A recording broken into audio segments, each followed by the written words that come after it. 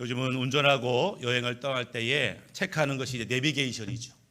내비게이션을 켜서 목적지를 정하고 어느 경로로 갈지를 정하고 또 중간에 쉴 때를 정하고 이렇게 이제 여행을 갈 때 내비게이션 지도를 사용하는 것을 보게 됩니다. 뭐 해외 나가도 그렇죠. 처음 가는 곳인데 핸드폰에 구글 지도를 피면 내 주변에 어떤 식당이 있는지, 어떤 박물관이 있는지, 어떤 버스가 지나가는지를 한국말로 아주 쉽게 볼 수 있습니다. 그래서 이 내비게이션 지도가 없이 여행한다는 것이 참 쉽지 않은 그런 시대에 살고 있습니다.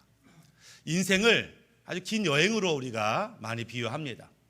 그렇기 때문에 인생을 살 때에 목적지를 알아야 되죠. 그리고 그 목적지를 어떻게 가면 좋을지 그런 계획들 우리가 가지고 있습니다. 그래서 아마 이곳에 있는 모든 분들 각자 나름대로의 인생 지도를 가지고 있어요. 아마 선배들한테 배울 수도 있고 책을 통해서 부모님한테 인생의 지도를 하나씩 건네받고 지금 살고 있다 생각이 되어집니다. 그런데 이 지도가 좀 수정될 필요가 있어요. 우리 가끔 우리 교회나 이 지역을 방문하신 분들이 갑자기 건물이 들어서고 길이 생기면서 막 내비게이션이 막 혼란을 일으키는 경우가 있어요. 아니 근처 왔는데 얘가 자꾸 겉도네 빙글빙글 돌기만 해. 왜 그래요? 이 업그레이드를 안 해서 업데이트 안 해서 새로 생긴 건물과 지도를 얘가 판단하지 못합니다. 요즘 세상이 얼마나 빨리 변하는지, 얼마나 상황과 문화가 바뀌는지 우리가 가지고 있는 예전 지도만으로는 이 세상 살기가 쉽지가 않아요. 예전에 선배가 경험했던 그런 세상이 아니에요. 책에서 알려줬던 그런 세상이 아니에요. 너무나 빨리 세상을 바뀌기 때문에 이 시대에 맞는 우리의 지도를 가질 필요가 있다. 어떤 지도를 가져야 될까? 성경 말씀 보니까 말씀 자체가 지도인 것들을 봅니다. 시편 119편 105절에 주의 말씀은 내 발의 등이요 내 길에 빛이니이다. 어두운 세상 가운데 빛이 있는 곳이 길이고 어둠 가운데 하나님의 역사하는 곳이 생명으로 인도하는 길임을 우리 발견할 때에 영혼 불변의 말씀, 시대가 바뀌고 상황이 바뀌고 내가 사는 지역이 바뀔지라도 하나님 말씀대로 살아가는 인생은 변함이 없고 견고하다라고 하는 것입니다. 그래서 인생을 살 때에 정확한 지도를 내가 가지고 있는가 이거 체크해 봐야 되죠. 저 예전에 대학교 때 배낭여행을 떠난 적이 있습니다. 유럽으로 한 달간 배낭여행을 떠났는데요. 첫째가 얼마나 신나고 재밌는지 책에서 봤던 여기가 영국이구나, 프랑스구나, 에펠탑이구나 뭐 너무너무 신나고 재밌는 한 주간을 보냈습니다. 근데 두 번째부터는 이 둘째 주가 되니까 별로 재미가 없어요. 별로 먹는 것도 보는 것도 물론 새로운 음식을 경험하지만 첫째 주만큼 내가 재미가 없더라고요. 왜 그럴까 봤더니 내 배낭이 너무 무거운 거예요. 배낭이 너무 무거워가지고 선물 사야 되겠다, 이거 재밌겠다, 뭐 하나 사자. 그럴 때마다 가방이 점점점 무거워지니까 처음에는 호기롭게 시작했지만 무거운 가방 때문에 귀찮은 거예요. 뭐 박물관이 다 똑같지 뭐, 성당이 뭐 다 똑같지 뭐 이러면서 귀찮아하더라. 인생 여행 갈 때도 마찬가지입니다. 짐이 가벼워야 돼요. 근데 우리가 무거운 인생의 짐이 있습니다. 짐이 무거우면 무거울수록 염려와 근심과 걱정이 많으면 많을수록 결코 인생은 재미가 없어요. 그래서 예수님께서 마태복음 11장 28절에 수고하고 무거운 짐진 자들아 다 내게로 오라 내가 너희를 쉬게 하리라. 그래서 무거운 짐, 염려, 근심, 걱정을 주님께 맡기고 주님이 주신 가벼운 짐을 받고 인생을 신나게 살아보라 이렇게 말씀하는 것들을 보게 됩니다. 우리가 지금 인생의 여정 가운데 있습니다. 어떤 분은 그래 지금까지 잘 왔다, 애썼다, 수고했다 이렇게 긍정적 평가를 하신 분도 있겠지만 어떤 분들은 내 인생 너무 힘들었다 이런 분도 있겠죠. 이제 우리가 인생의 방향과 지도를 분명히 갖고서 출발할 필요가 있습니다. 그래서 오늘 말씀의 제목은 우리가 어떻게 하면 인생을 잘 살 수 있는가를 좀 살펴보려고 합니다. 오늘 본문의 말씀 전도서 11장 9절에 청년이여 내 어린 때를 즐거워하며 내 청년의 날들을 마음에 기뻐하여 마음에 원하는 길들과 내 눈이 보는 대로 행하라. 그러나 하나님이 이 모든 일로 말미암아 너를 심판하실 줄을 알라. 청년의 때에 하고 싶은 게 많아요. 원하는 게 많아요. 소원이 많아요. 다 할 수 있어요. 뭐 청년만 그런가요? 요즘은 나이 드신 어른들도 인생은 60부터야, 아니야 70부터야 지금까지 내가 억울하게 참으며 살았지만 이제는 참지 않을 거야. 하고 싶은 거 하며 살 거야. 젊은 사람이나 어른이나 이렇게 말하죠. 세상에서도 네가 하고 싶은 거 하는 대로 사는 게 성공한 인생이야, 이렇게도 자주 가르칩니다. 그래서 많은 사람들이 아주 행복하고 즐겁고 신나고 원하는 삶을 살고 싶어요. 그럴 수 있어요. 근데 성경 뭐라고 말하냐면, 그런데 한 가지를 기억해. 너에게는 언젠가 심판의 때가 있어. 그때가 됐을 때 후회하지 않는 인생을 살아라. 지금 우리가 어떤 인생을 살 수 있어요. 그러나 항상 살면서 심판의 때가 있지, 주님 만날 때가 있지, 그때도 준비하면서 살아야 한다라고 하는 것입니다. 그러니까 우리 고민은 내 마음대로 살면서도 마지막에 후회하지 않을 인생을 사는 거죠. 이것만 찾으면 내 마음대로 살고 마지막에도 기쁘고 이거보다 좋은 건 없을 것 같아요. 우리 가정에 아들, 딸 중에 효자가 있습니다. 이 효자가 생기는 이유는 이 아들의 마음과 부모의 마음이 맞으면 얘가 효자가 되는 거예요. 얘는 그냥 자기가 좋아하는 공부를 하는 거예요. 재밌어도 공부하는데 엄마가 우리 효자 착하다고 막 이래. 딸이 효녀가 있습니다. 심심해서 엄마 집 설거지가 재밌어 보여서 따라하는 거야.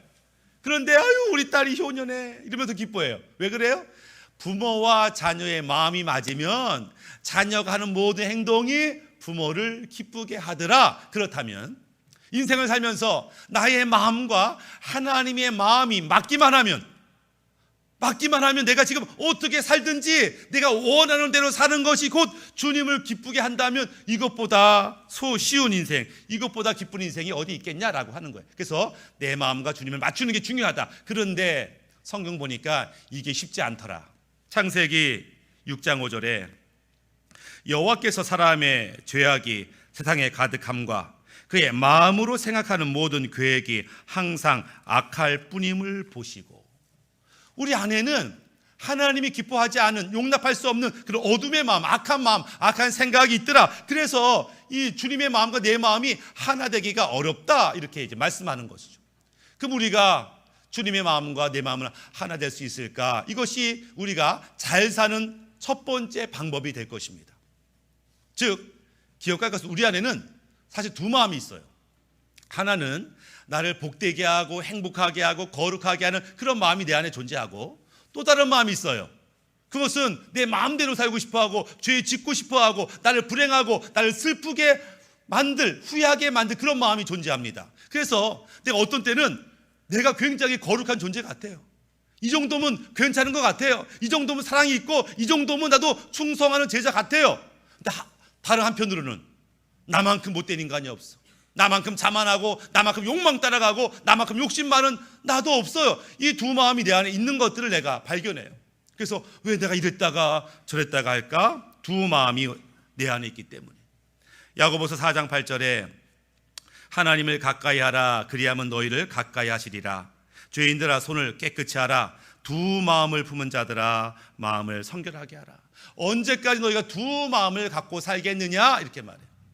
과거 우리가 하나님을 알기 전에 우리 안에는 죄악의 마음이 가득했어요. 욕망이 가득했습니다. 그러다가 주님께서 내 안에 오셨어요. 예수를 믿음으로 영접함으로 주님이 내 안에 오셨는데, 그렇다고 내 옛날의 마음이 없어진 건 아니에요. 이 두 마음이 내 안에 충돌합니다. 충돌할 때 영적으로 민감한 사람들은 이 충돌을 알아요. 내가 예수 믿는 사람인데 왜 이런 생각을 갖지? 내가 예수 믿는 사람인데 왜 이런 감정이 일어나지? 하고 이걸 알아요. 그 지혜로운 사람은 이때에 주님께 자기의 마음을 내려놓습니다. 주님, 제가요 하나님의 아들이고 딸인데 이런 마음, 이런 생각을 갖고 있네요. 용서해 주세요. 씻어 주세요. 깨끗게 해주세요. 그러면 이 두 마음 중에 한 마음이 싹 사라지게 되죠. 그런데 문제는 대다수의 사람들이 이 두 마음이 충돌할 때 한 사람은 무관심해, 무감각해. 내 마음에 충돌하는지 몰라. 인생 이런 거지 뭐 하고 무감각해 지나가거나, 아니면 느끼기는 느끼지만 하나님, 제가 어떻게 완벽하게 살 수가 있나요? 내가 신도 아니고 인생 이런 거지 뭐. 나도요 내 마음대로 살고 싶을 때가 있다고요. 이러면서 그냥 자기 마음대로 이끌려 가요. 근데 문제는 뭐냐면 나도 내 마음대로 살고 싶다의 그 내 마음이 뭐냐? 죄를 짓고 싶은 마음이에요. 미워하는 마음이에요. 분노하는 마음이에요. 욕망이에요. 이런 것들을 포기하지 않고 끌고 가요. 그러면 이 처음에 작은 이 부정적인 마음이 점점 커집니다. 그럼 어떻게 해요? 나를 답답하게 합니다. 내 가슴을 눌러요. 스스로 압니다. 나 영적으로 많이 눌렸어. 이렇게 말합니다. 귀찮아져요. 힘들어져요. 답답해져요. 점점 이때라도 내가 영적으로 문제가 있구나 라고 주 앞에 나와 부르짖어 기도하고 뜨겁게 찬양하면 해결됩니다. 그렇지만 또 많은 사람들이 이때라도 변명을 내려놓지요.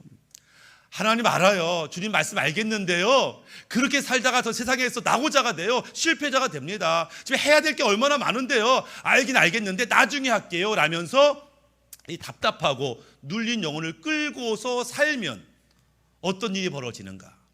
하나님께서 그 사랑하는 자를 살리기 위해서 그에게 고통스러운 상황과 환경을 허락하게 돼요. 돌이키지 않으니까 하나님이 환경을 통해서 억지로 돌아서게 해요.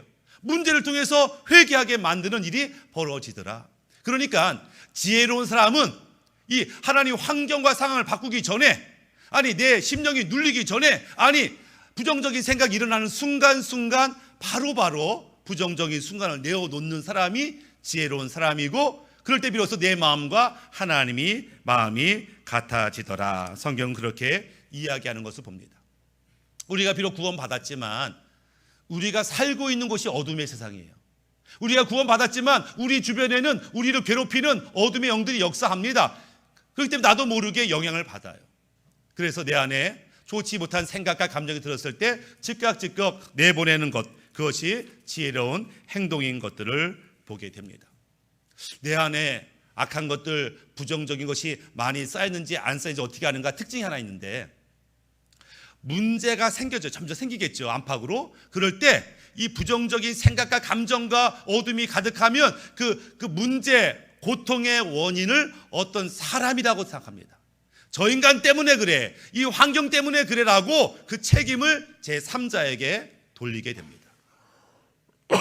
저 인간만 없으면 나는 참 행복할 텐데, 저 인간 때문에 내가 이 모양 이 꼴로 사는 거야 라고 누군가에게 책임을 전가합니다. 그래서 그 사람만 없으면 이 상황만, 이 자리만 떠나면 행복할 줄 아는데 절대 그러지가 않아요. 왜? 이 문제의 원인이 내 안에서부터 시작됐기 때문에. 내 안에 부정적이고 악한 것들을 제거하지 않으면 사람이 바뀌고 장소가 바뀌어도 해결되지 않는다라고 하는 것입니다.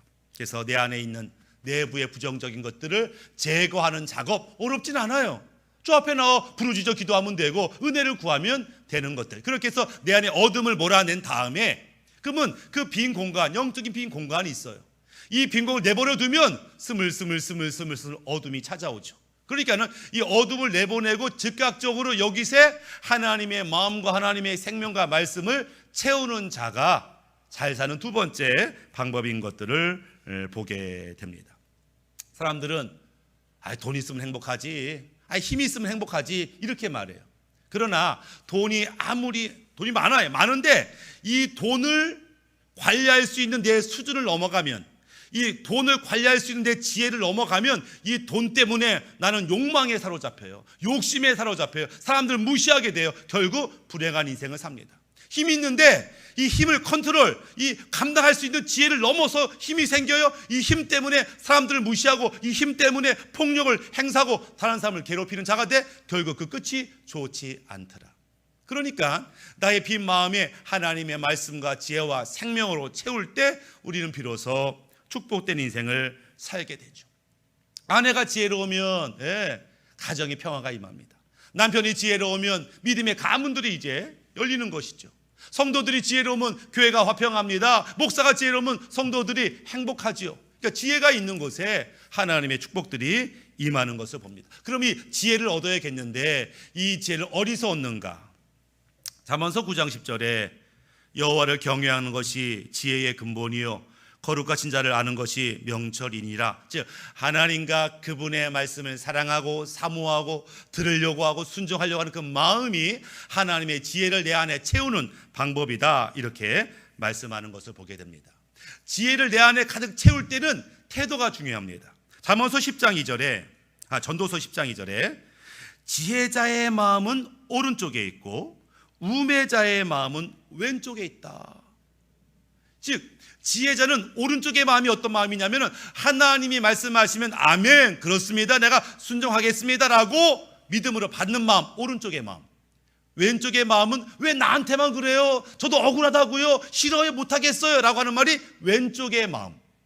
하나님의 말씀은 살아있어요. 운동력이 있어요. 그것은 교훈과 책망과 바르게 함과 의로 교육에 유익한데 그 말씀을 받고 아멘하고 순종하고 자기를 돌아보는 자는 점점점 지혜로워져요. 하나님으로 충만해져요. 반대로 부정적인 반응, 의심의 반응, 거부하는 반응이 점점점 쌓이면 내 안에 불행으로 가득하게 되더라라고 하는 것입니다.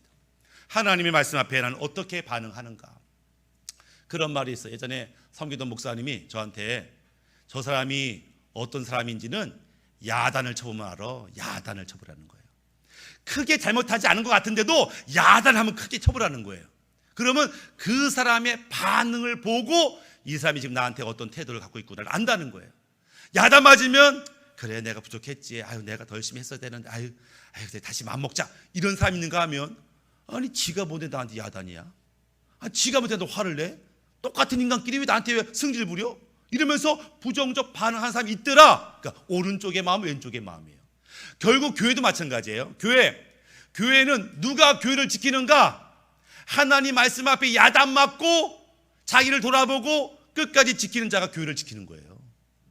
이곳에 많은 사람이 교회를 떠납니다. 왜요? 하나님 말씀 앞에 아유 나 들어가는 말이야, 날 미워하나 봐, 이러면서 그 야단을 못 견디고 분노하고 떠나는 사람들이 있어요. 결국 야단을 견디는 사람이 교회를 지키는 사람이 되는 것들을 보게 됩니다. 그래서 내 안에 하나님이 책망할 때, 교훈하실 때 아멘하고 순종하고 하나님의 것을 채우면 채울수록 나도 모르게 주님의 것이 드러나게 돼요. 성경은 내 마음에 가득한 것이 내 입으로 말하게 되어 있다, 이렇게 말하죠.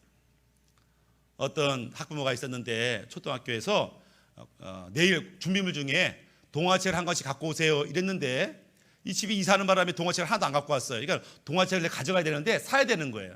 그러니까는 아들 어떤 책 사줄까 했더니 아기 돼지 삼형제 사주세요 했어. 그러니까 엄마가 알았어. 출근했다가 점심시간에 맞춰서 서점에 책 사러 갔어요. 근데 밥을 먹어야 되는데 책 사야 되니까 점심을 못 먹었어. 배가 고프지. 그래서 책을 고르는 거예요. 그랬더니 점원이 뭐 찾으세요?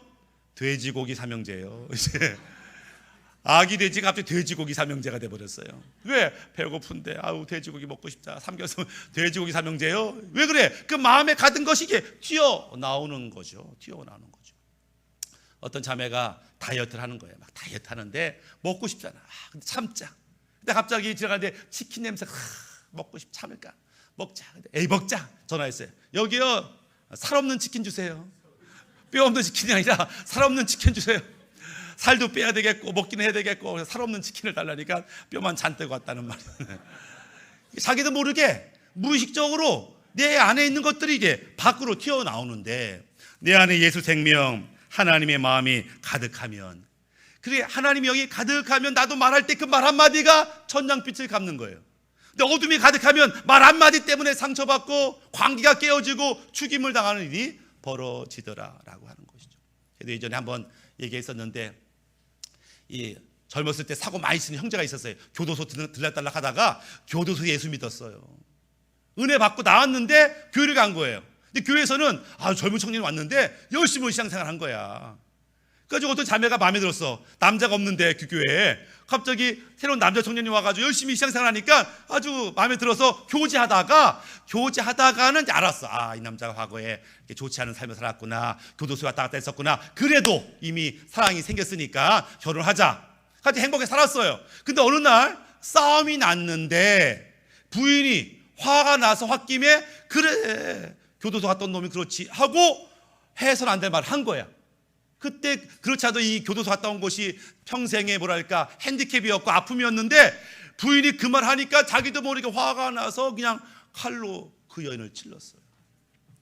그러니까 그 말 한마디였지만 그것이 누구한테는 고통이고 상처가 되는 거죠. 결국 우리 안에, 내 안에 어떤 마음이 있어서 어떤 말을 할 것인가가 그렇게 중요하더라라고 하는 거예요.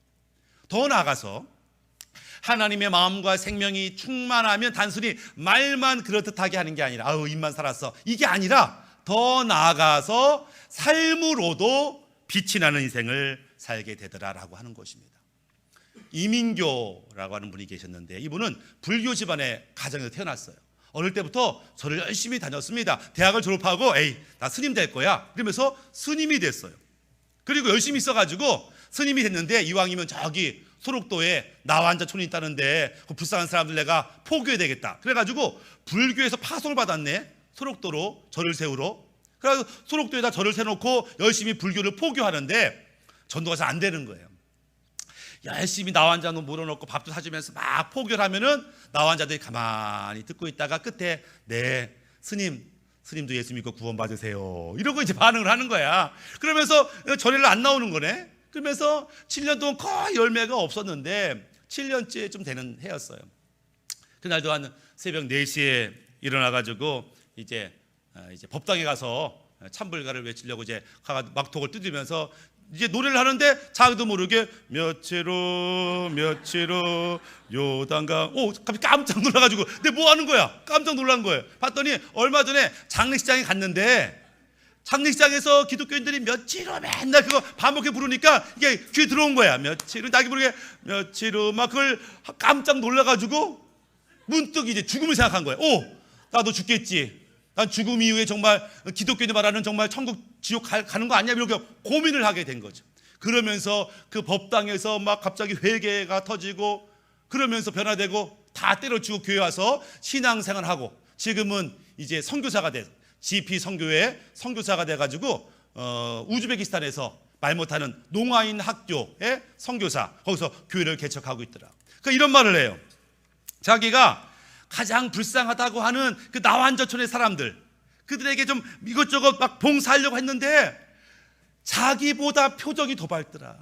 나완저촌이 막 기쁨 아니 누가 봐도 불쌍한 인생들이야. 누가 봐도 괴로운 삶이야. 그런데 그 얼굴에 드러나는 기쁨 도대체 누굴 믿길래 저 안에 누가 있길래 이런 고민이 결국 나로 예수 믿게 했다. 그분들의 얼굴이 전도지였다.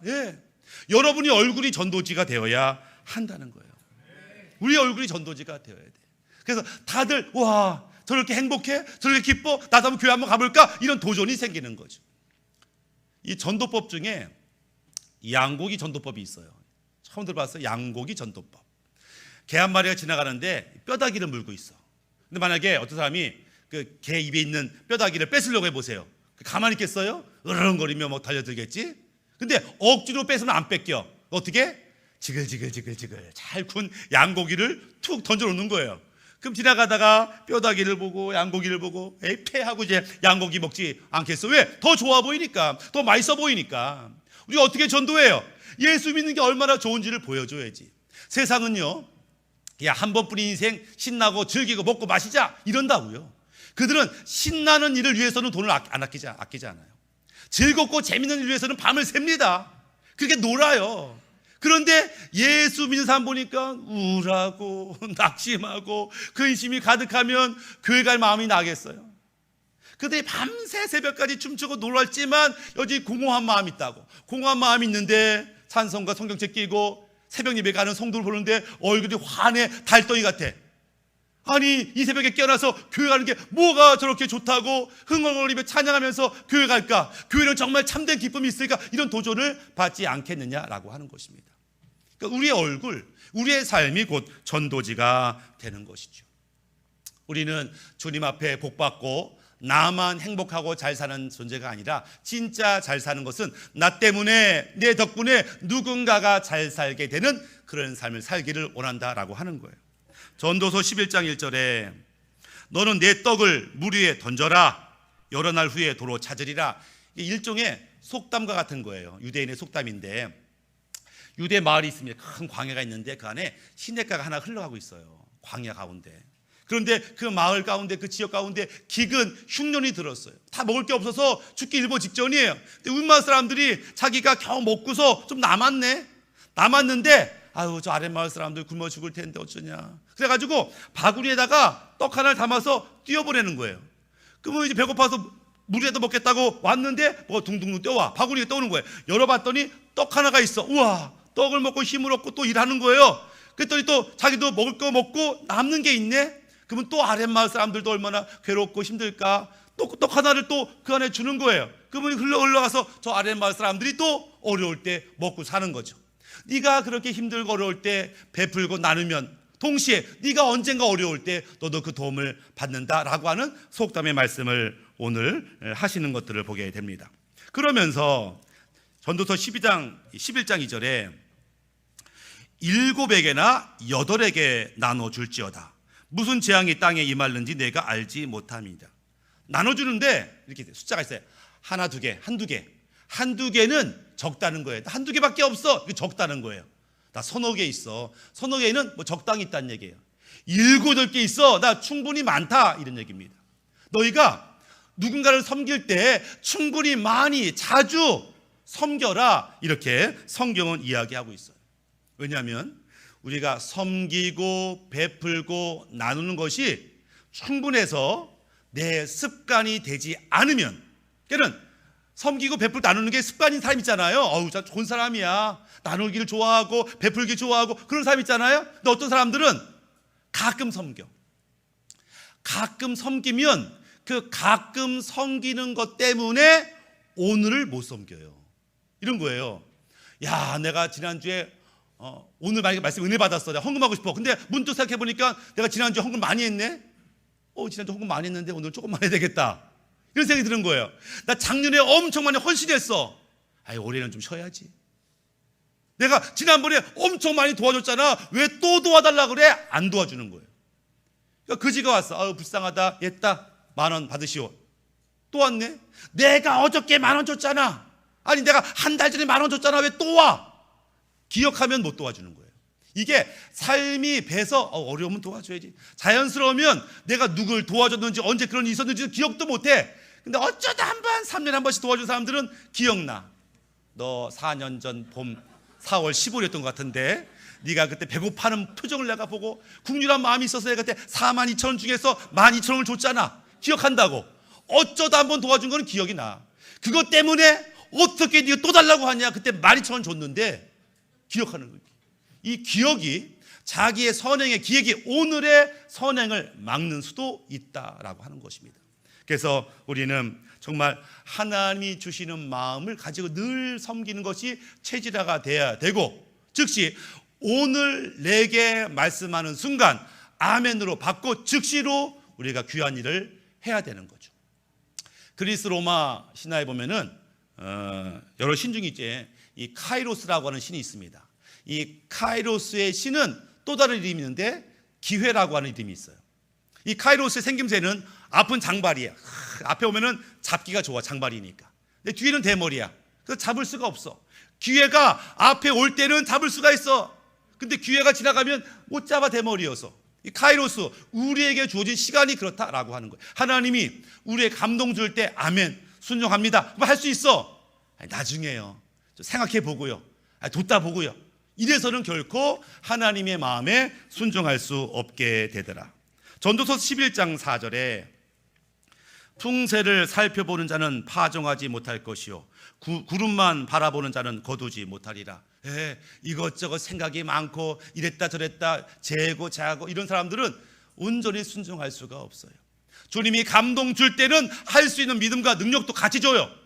하나님의 비전을 줄 때는 감당할 수 있는 능력과 은사를 줘요. 그렇기 때문에 어떤 일에 주님께서 말씀하신다, 내게 말씀하신다라고 할 때 주저하지 않고 순종하는 법이 이 땅에서 잘 사는 법인 것을 기억할 필요가 있습니다. 그리고 어쩌면 오늘이 내 인생의 마지막 날일 수 있어. 어쩌면 오늘이 내가 마지막의 사명일 수 있어라고 그 마지막이라고 하는 의식이 또한 오늘을 성실하고 충성답게 살 수 있는 것들을 봅니다. 이럴 때 우리가 잘 사는 인생, 형통한 인생, 행복한 인생을 살게 됩니다. 말씀 마무리하면 첫 번째, 우리가 잘 살기 위해서는 하나님과 내가 마음이 맞아야 돼. 그러려면 내 안에 거짓된 마음이 들어오면 제거해야 돼요.